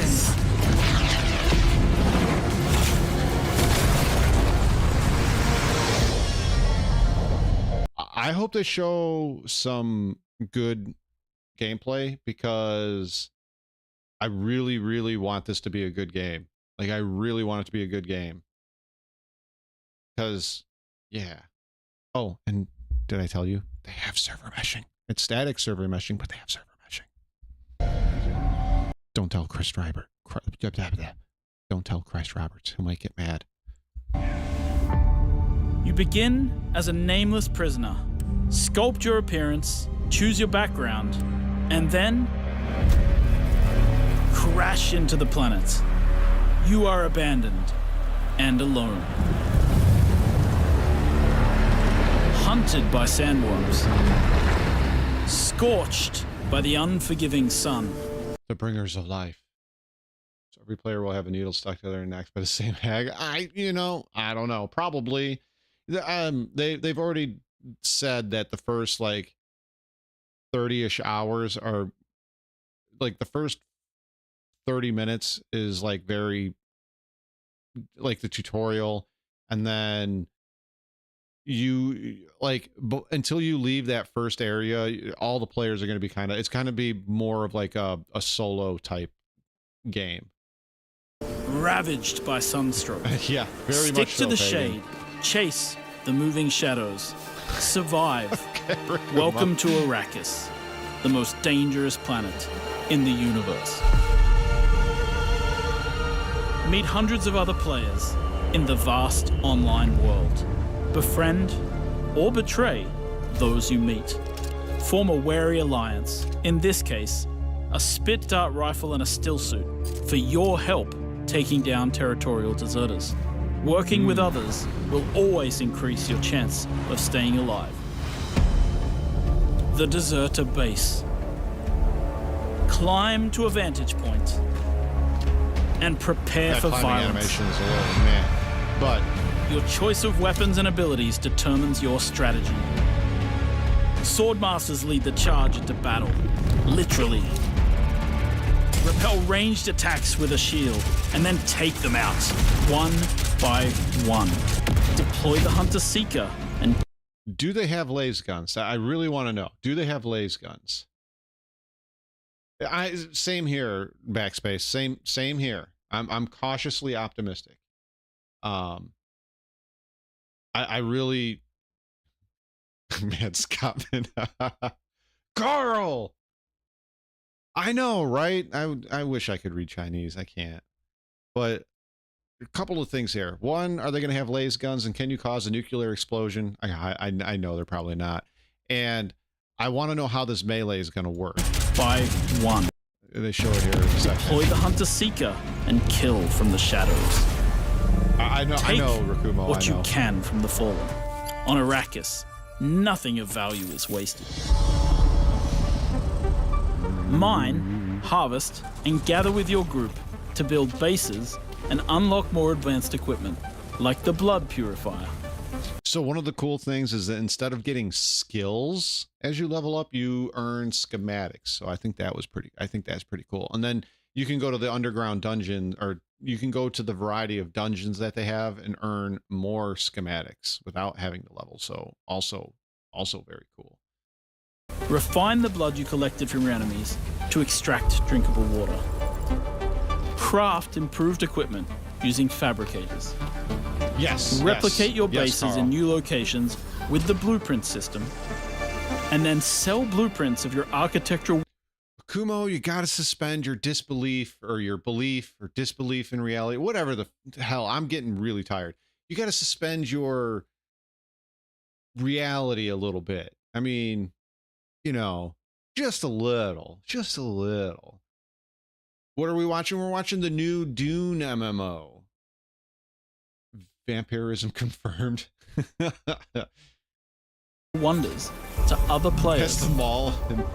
Lead your group to Hey, Adam. become a No, I guild. see why you're saying On favorite. Arrakis, a nameless prisoner can rise, construct an ornithopter, A general to and a take slave to the air.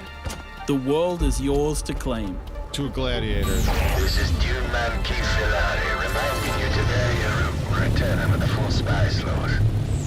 Yeah, disbelief, thank you. The in-game radio provides insight into key Oh, they have an events in-game happening radio? across Arrakis. Map the desert. Discover landmarks, wrecked ships, and desert testing stations. Filled with forgotten. Okay, now, just so you guys know, there are, what I can remember, there's Haga Basin, that's like the starting area, and that is one instanced area, okay? There can be layers of instance on top of each other, but it's one instanced area, and when you leave there to say go to, I forget the other place, there's like another social place where you can build bases and stuff like that. That's instance as well. And when you fly your ornithopter from one section of map to the next section of map, there is a loading screen, but flying around within that instance, you can control your thing. Now, and hi Mace, I forgot to say hi. The other thing too is that the end game is the PvP zone. All right. That doesn't mean you need to go there to PvP. It's just saying that all the best loot and the dungeons and everything else is going to be located there. And the PvP zone is where they're going to have the static server meshing. And they said they're going to have 3 servers that will be able to hold 500 players each, and they will be able to seamlessly transition between all 3. So we'll see. Yeah, sorta, yeah. Technology. Oh, and also, like, the starting area, like after you finish the tutorial, you can skip Haga Basin completely. So like, let's say I had the game, right? And I'd been playing for like 2 weeks, and Backspace is like, hey, Scar, I heard you got the new Dune MMO and I got it too and I want to play.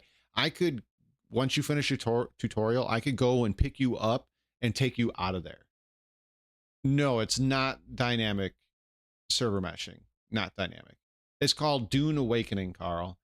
Baby Inc. Oh, yeah, I hate Wukong. I heard Wukong is supposed to be a cool game. Don't know much about it. I definitely plan on watching some videos on it later, after I wake up. Arrakis is a vast planet. You can explore unique locations, uncover value. Oh, and for those of you that also don't know, in the PvP area, there will be dungeons that you can go to. And in those dungeons, a week later or 2 weeks later, there will be a Coriolis storm, and a big sandstorm and lightning storm will blow through the area, and it will bury dungeons but open up new ones. And if you and let's say a couple hundred people were lucky enough to make it to the bottom of one of these dungeons and pull out a schematic for some rare, I don't know, pistol, and then it closed up from the storms, you would be the only 200 people with that gun for the next couple weeks, months, 6 months, we don't know. So it's going to everything is going to constantly rotate. The sand and the way the PvP zone looks is going to constantly change. So yeah, valuable resources and search for secrets amongst the shifting dunes. And then return to civilization triumphant with what you found. Harco Village throngs with people. Harco Spice Village, traders, that's the one. That's the guild other bankers, smugglers, house envoys, and of course, other players. Here, you will pledge allegiance to one of the great houses of Dune. They're saying like late next year it will possibly be ready. But remember, to play politics, you need power. And on Arrakis, spice is power. In the deep desert, beyond the shield wall, the deep desert is the PvP zone. Scour the landscape, hunting for spice. Every spice blow has the potential to become a heated battle, with multiple guilds vying for the precious melange. Even when it looks like defeat is inevitable, those who understand desert power can awaken Arrakis itself. You can't kill the worms, though, unfortunately.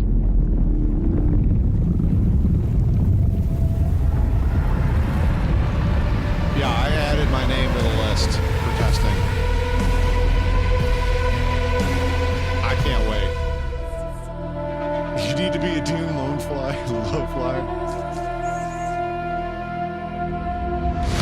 Yeah.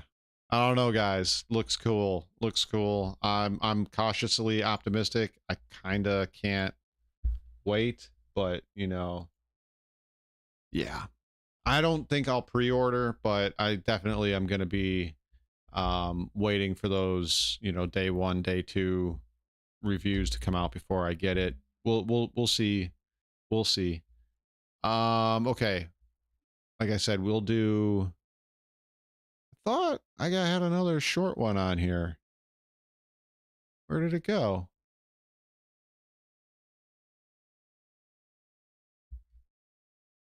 That's all right. We'll do this last one and then I gotta go. I really gotta go. No worms, no oxygen. Yeah. So I don't think I've ever done one of these. This is Viva La Dirt League. I've watched a lot of these videos and they're absolutely hilarious. I think Cosmic put this one up. So we're going to take a look at this one. And then after that, I'm going to take off and go die for a little bit in my bed. I'm still thinking about that McDonald's burger, but I don't think I'm going to drive. All right. Viva La Dirt. Interrupted by a looter, IRL. Champagne? Yes, please. Wow, this is fancy. Good. Nerds, I'm glad you like it. Nerds. Yeah, thank you. So I wanted to do this today. Well, we've been together for a long time now, and you are so important to me. And Oh no! hi there. Should I next week, Carl? Should I get a little should I get a little construction paper and get me the little badge patch and then like a swimming cap? I'll have to get a whole bunch of stuff on my soundboard so I can just push a button and we can listen to Joe Rogan laugh and all of that stuff. Put on some sunglasses maybe. Can I help you? What are you doing? Sorry, buddy. I think you might actually have the wrong house. Yes. Oh my god. Oh my god. I think we're being robbed. Holy fuck! Do something. What?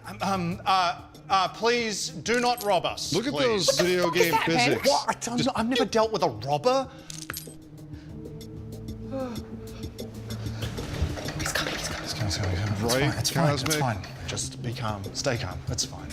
He's got a be sword. It's not fine. incoming. It's Oh, not fine. no. Just take whatever you want. We don't want any trouble, okay? Help yourself, honestly. Cheese, crackers, pesto. Oh, we'll be down here. If you Somebody need us. found the soundboard. He's coming to join us. Oh my god. Oh my god. His hands in my pocket. Oh my god. What the fuck? Is that a ring? Yes. I really wanted it to be a surprise, and Yes, it would have he's been if looting we them, weren't, Pagan. being robbed right now. Took the ring. I really wish we weren't being robbed right now. Yes, same. It was going to be so romantic. God damn it. No, you know what? This is The eggplant. perfect. It is? Yeah, I wouldn't change a thing. Okay. I would change one thing, I think, but I'm really glad that you're so happy. I've never been happier, actually. Yes. Like, yes? Yeah. Oh my god, wow. I really wish I didn't have a stranger's hand in my pocket right now. Same. But, you know what? Could you take a picture of us? She's just gonna steal the phone. That tracks. Okay, look, let's forget about that. Let's just be in the moment. Let's just soak it in. Let's just. Oh wow, he is really getting in there. That's not. You can't take that. He grabbed his Stop eggplant. tugging on it. Ow, ow. Let's go. Let's go. He's encumbered. He suffers from Luke Goblinitis. Oh, what the? What the fuck is that? Hi there, welcome to our cubby. This is where we're going to live forever. And while we're down here, we're going to watch more videos and we're going to subscribe, aren't we, darling? Yes, we are. Because Rowan, Adam, and Alan won't let us out until we tell you to subscribe. Until we hit 10 million subscribers. 10 million, guys. Right around the corner. That is. Oh, that was pretty good. That was pretty good, guys. I'll share that with you. Although I'm sure more than half of you guys have seen this. Oh man, that last video was pretty good, man. That one was really good. That was him just throwing like the dead pig in the helmet there. That was funny. Who needs all that extra shit? Well, guys, I know it was a short one. I wanted to go for like 3 hours. I wanted to start at 9, but I had other things I had to do, unfortunately. Oh, wait, you know what? Nope. We got time for one more.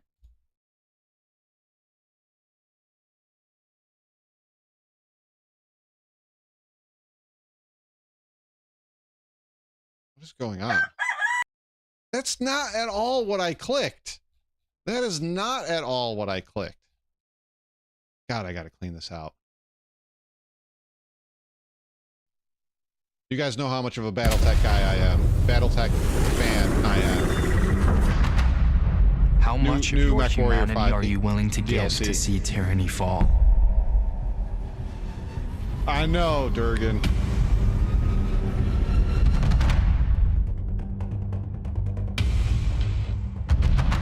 We are Smoke Jaguar. Willing to tear everything down. Oh, it didn't play it.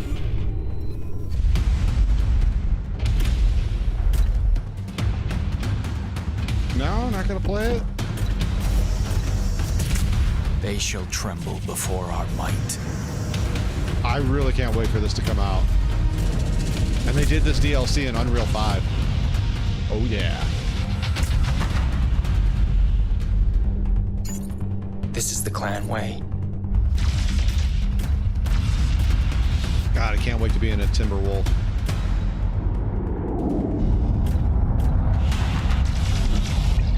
Look at the graphics, guys! It's Unreal 5. I can't wait. I see, it's not at all my clip. Yeah, right. JT.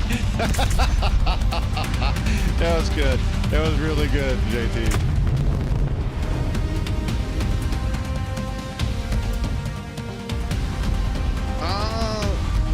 Oh, that's probably for the campaign. Okay, so that makes sense. Now you guys are going way too fast. I can't take this in. I told you, even the right, Durgan, right? Incoming. This is a DLC for MechWarrior 5.